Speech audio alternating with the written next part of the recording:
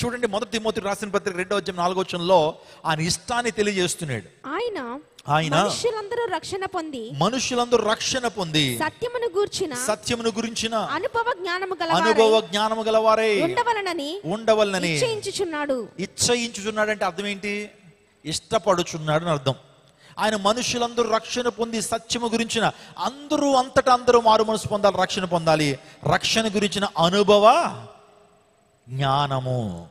ఈ మాటను మీరు అర్థం చేసుకోవాలి. రక్షణ గురించి అనుభవ జ్ఞానము. నీ తల్లి రక్షించబడితే నువ్వు రక్షించబడినట్లు కాదు. మీ నాన్నగారు దేవుని మందిరానికి వస్తుంటే నీకు పరలోక రాజ్యంలో సీటు రిజర్వ్ అవ్వదు. చిన్నప్పుడు అనుకుంటుండేటువంటి వాళ్ళం ఏంటంటే, మా నాన్నగారు పాస్టర్ గారు, అప్పుడు యేసుక్రీస్తు ప్రభు రెండోసారి లోకానికి వచ్చినప్పుడు మా నాన్నగారు చెయ్యి పట్టుకుని వెళ్ళిపోవచ్చులే పరలోక రాజ్యానికి అని, ఒకరి యొక్క రక్షణ మరొకరికి దీవెనకరంగా ఉంటుంది అనుకునేటువంటి వారం. రక్షణ అది పర్సనల్, అది వ్యక్తిగతమైనది. ఎవరి రక్షణ వారిదే. ప్రతి ఒక్కరు రక్షణ అనుభవ జ్ఞానం కలిగి ఉండాలా. నువ్వు రక్షణ పొందినటువంటి తేదీ నీకు గుర్తుండాలా. నువ్వు ఏ వాక్యం చేత రక్షణ పొందావో ఆ రక్షణ సాక్ష్యాన్ని చెప్పగలిగినటువంటి పరిస్థితుల్లో నువ్వు ఉండాలా. ఈరోజు నీ రక్షణ అనుభవం ఏంటి? దేవునితో నీ ఎన్కౌంటర్ ఏ విధంగా ఉంది? నా 17వ ఏట యేసుక్రీస్తు ప్రభు సొంత రక్షణగా అంగీకరించాను. నా ప్రతి పాపాన్ని యేసుక్రీస్తు ప్రభు పాదాల మీద వేసి కన్నీటితో ప్రతి పాపాన్ని ఒప్పుకున్నాను. ఆ రాత్రి నాకు ఇంకా గుర్తూనే ఉంటది. నేను అనుకుంటాను, నేను చచ్చిపోయేంత వరకు ఆ రక్షణ అనుభవం నాకు గుర్తుంటానే ఉంటుంది.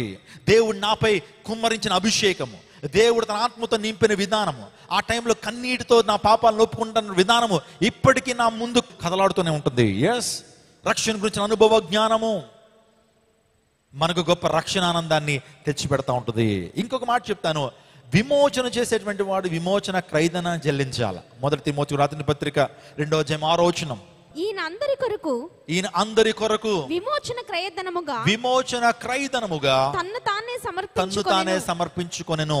దీనిని గురించి సాక్ష్యము యుక్త కాలమందు ఇవ్వబడెను. చూడండి, ఈయన అందరి కొరకు విమోచన క్రయధనముగా తన్ను తానే సమర్పించుకున్నాడు.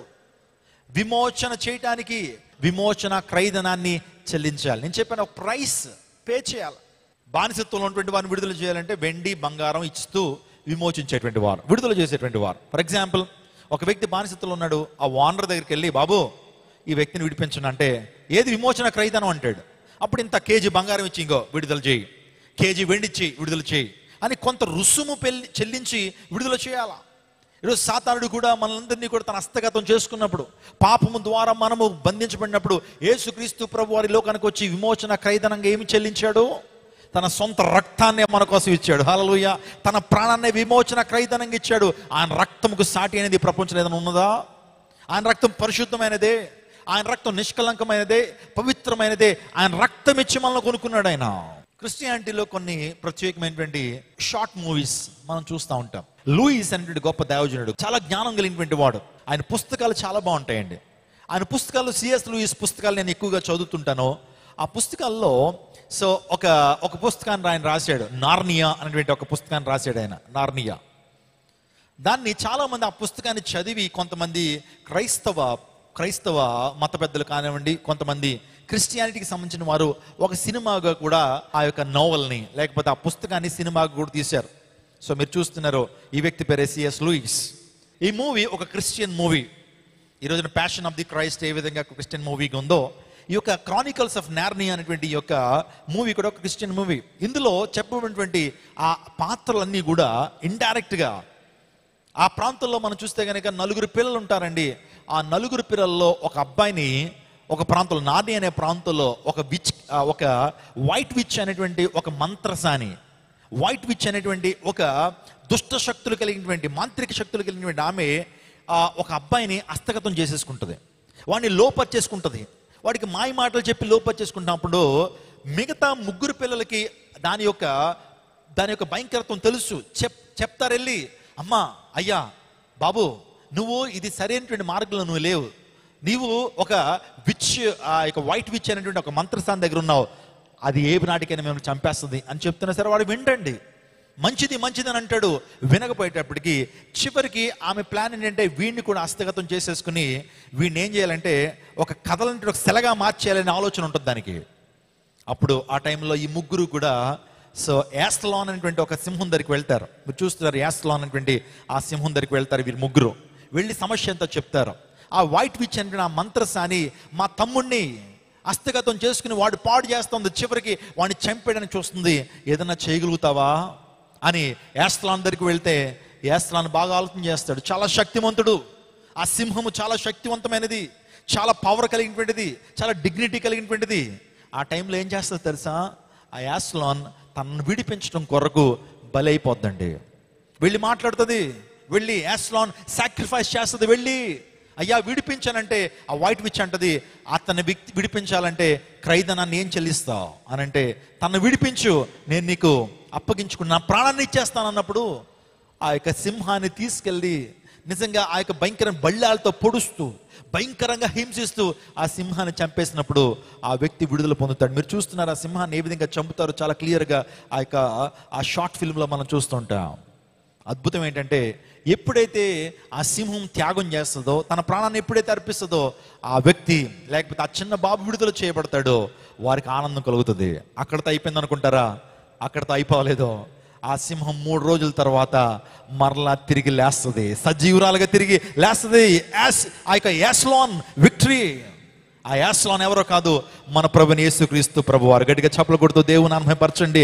యేసుక్రీస్తు ప్రభువారు మనల్ని విమోచించడం కొరకు ఆయన మరణించాడు. సాతాను యొక్క కబంధ హస్తాన్ని విడుదల చేయడానికి ఆయన మన కొరకు తన క్రయధనాన్ని చెల్లించి 3 రోజులు తిరిగి లేచాడు.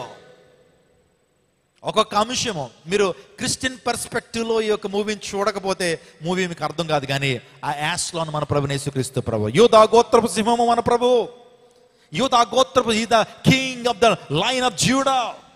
యూదా గోత్రపు సింహం, సింహానికి ధైర్యం ఉంటుంది, సింహానికి డిగ్నిటీ ఉంటుంది, సింహం ఎక్కడెక్కడ కాంప్రమైజ్ అవ్వదు. యేసు ప్రభు వారు కూడా ఆయన ఒక డిగ్నిటీ కలిగినటువంటి వాడు. నాలో పాపం మంది మీరు ఎవరు స్థాపించగలని చెప్పినటువంటి వాడు. యూదా గోత్రపు సింహము, యూదులకు రాజు నీవేనంటే యేసు ప్రభు వారు చెప్పాను, నువ్వు అన్నట్టే. అవును, యేసుక్రీస్తు ప్రభు వారు ఆయన రాజులకు రాజు, ప్రభులకు ప్రభుడు. ఆయన రోమపత్రిక 6:18 పాపము నుంచి విమోచింపబడి నీతికి దాసులైతిమి. దేవునికి స్తోత్రం, హల్లెలూయా.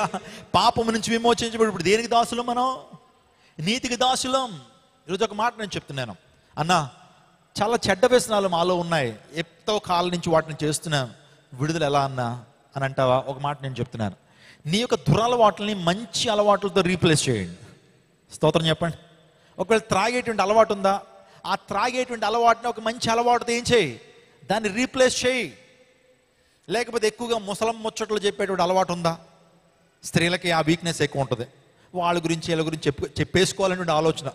ఒక్క విషయం తెలిసిందంటే మొత్తం లోకమంతా చాటేయాలనేటువంటి ఆ ఉత్సుకత స్త్రీలలో ఎక్కువగా ఉంటుంది. అందుని బట్టే స్త్రీల్లో ఒక చెవిలో ఒక మాట వేసావా మొత్తం లోకమంతా చుట్టేసి వచ్చేస్తుందట, లోకమంతా చుట్టేసి వచ్చేస్తుంది. ఆ ముసలమ్మ ముచ్చట్లు ప్రార్థన చేయమంటే చేరు స్త్రీలు, కానీ ఆ ముసలమ్మ ముచ్చట్లు ప్రార్థనలో గడిపేది గంట, తర్వాత అనవసరమైన మాటలు 3 గంటలు. అర్థం చేయి, సమయాన్ని వృధాపరుస్తున్నావు. అలాంటి కొంతమందికి అలవాట్లు ఉంటాయి పాపం. అలాంటి అలవాట్ల నుంచి విడుదల కావాలంటే ఏం చేయాలా? ఆ మాటలను తగ్గించి ఆ మాటల్లో యేసయ్య వాక్యాన్ని చెప్పడం ప్రారంభించు. స్తోత్రం చెప్పు. ఆ ముసలమ్మ ముచ్చటి నుంచి విడుదల వస్తుంది. యవనస్తులు చెడు దృశ్యాలు చూసేటువంటి అలవాటు మీకుందేమో, అన్న చూడలేకుండా ఉండలేకపోతున్న అలవాటు అయిపోయిందన్న అని అంటావా? ఆ చెడు దృశ్యాలు చూసేటువంటి నీవు దేవుని వాక్యం చూడటం ప్రారంభించు. చెడు అలవాట్లను మంచి అలవాట్లతో నువ్వు రీప్లేస్ చేయి. అదేదన్నా కావచ్చు. నేను 2-3 ఎగ్జాంపుల్స్ ఇచ్చాను. ఈరోజు నీ జీవితంలో చెడు అలవాట్లు ఏదైతే ఉన్నా ఆ సమయాన్ని మంచి అలవాట్లతో నువ్వు నింపు, తద్వారా నీకు విజయ జీవితాన్ని ప్రవహిస్తాడు. విమోచకుడు నిజంగా ఆయన. ఒకప్పుడు మనం పాపానికి దాసులం, కానీ ఇప్పుడు మనం దేనికి దాసులం? నీతికి దాసులం. అంటే నీతిమంతుడైన యేసుక్రీస్తు ప్రభువుకు దాసులం. We are the ambassadors for Christ. క్రీస్తు కొరకు మనం రాయబారులం. ఈ లోకంలో దేవుడు మనకు గొప్ప ఐడెంటిటీని ఇచ్చాడు. ఈ లోకంలో దేవుడు మనకు మంచి గుర్తింపునిచ్చాడు. మనం ఎవరో తెలుసా? క్రీస్తు రాయబారులం. రాయబారులు అంటే మనకి ఈరోజు మనం బాగా వినపడుతుంది కదండి. ఉక్రెయిన్ రాయబారి, రష్యన్ రాయబారి, ఇజ్రాయెల్ రాయబారుల గురించి ఉంటుంటారు. అంటే ప్రతి దేశంలో కూడా ఒక రాయబారి ఆఫీస్ ఉంటుంది, దాన్ని ఎంబసీ అంటారు. ఏమంటారు? ప్రతి దేశంలో కూడా ప్రతి దేశానికి సంబంధించిన ఎంబసీ ఉంటుంది. యుఎస్ ఎంబసీ భారతదేశంలో ఉంది. మన ఇండియన్ ఎంబసీ ఎక్కడ ఉంటుంది? అమెరికాలో ఉంటుంది. వారు అమెరికన్ ఎంబసీ పీపుల్ ఇండియాలో ఉంటున్నప్పటికీ ఏ దేశం కోసం పనిచేస్తారు? ఇండియా నుంచి అమెరికా కోసమే పనిచేస్తారు వాళ్ళు. వారికంటూ ఒక స్పెషల్ సెక్యూరిటీ ఉంటుంది. అక్కడ వాళ్ళందరూ కూడా అమెరికన్సే ఉంటారు. వారు ఈ దేశంలో పనిచేస్తుంటారు. వీసా ఇవ్వాలంటే అమెరికన్ ఎంబసీలోకి వెళ్ళి తెచ్చుకోవాలి. అది చేయండి. మనం ఈ లోకంలో ఉన్నప్పటికీ మనం క్రీస్తు రాయబారులుగా ఈ లోకంలో బ్రతకాలి. క్రీస్తుకు ఒక రిప్రజెంటేటివ్లో బ్రతకాలి. చాలామంది మార్కెటింగ్ పీపుల్ ఈ ప్రాంతంలో ఉన్నారు. మీరు మార్కెటింగ్ పీపుల్ని ఒక్కసారి ఆలోచన చేయండి. ఒక ఎల్ఐసి ఏజెంటో లేకపోతే ఒక ఇన్సూరెన్స్ ఏజెంటో ఉన్నారనుకోండి, వాళ్ళు ఎక్కడికి వెళ్ళినా సరే 24 గంటల వాళ్ళ మైండ్లో ఇదే ఉంటుంది, ఆ కంపెనీని ప్రమోట్ చేయాలని, ఆ కంపెనీ గురించి చెప్పాలని, ఎవరన్నా ఆ కంపెనీలో ఆ ఇన్సూరెన్స్ పాలసీలో జాయిన్ చేయించాలనే ఆలోచనే.